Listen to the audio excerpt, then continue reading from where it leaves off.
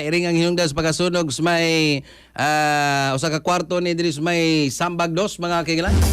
Tala ka standby na sa bikasin niya si katropang Benji Bagis sa Talisik. Live report. Katropang Benji. Good morning. Yes, good morning, Madam Eris Ibrahim. Malayo po sa mga wait na. Tungod patut pa sa mga agaring bata na galuto-luto o kapag kaon sa dunga ka mga iring. Ang hirniyo o gamiya, kwarto sa usa ka Diyos andanas nga panimay ni sila o ba dagapon sa malabay gabi alas 9 na sa agabi nito Biyernes sa gabi Mayo 2016 dito sa sitio Sadpa sa barangay sa Pagdos.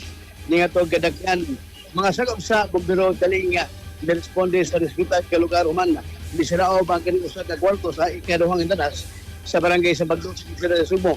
Mga kumaya na gani nga natabag ni maog na kada pagulbas tayo maog gawak kinapa sa silinga nga balayan seran nga aga maog ka primay duragyan sa usa ka Melinda Gitarwilas Makoy nga anagaron na sa New Zealand si Oscar Gitarwilas nga moy hinabi sa Executive Secretary ni Botyaga nga suwa pa aga maog nga pakita mo Amerika ang iyang apo anak sa iyang pagwangkon moy ana sa sulod sa maog nga waga sa abdi man kini maog nga kanunay ilang gituan nga nagluto kini nga maog pagkaon sa ilang rin nga si Leo Ognia abot nga posible ni Nabiagre.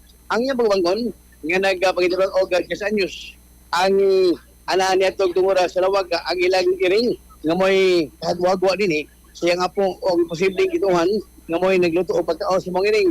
Dito naman sila nagawantay nga nabot na ang asosiyal balay nga tupat sa usab sa balay kundi na dunay kwarto sa nga nasunog si Oscar nga kumbaga matupa nga nagsilbing nagatiman sa mga balay ni Melinda Siglet nga ato naman kani sa New Zealand.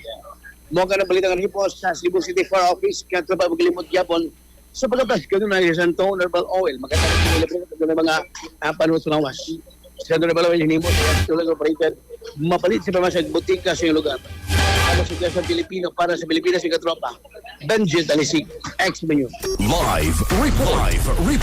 Cellphone Plus Gold, mapalit sa mga butika sa inyong lugar.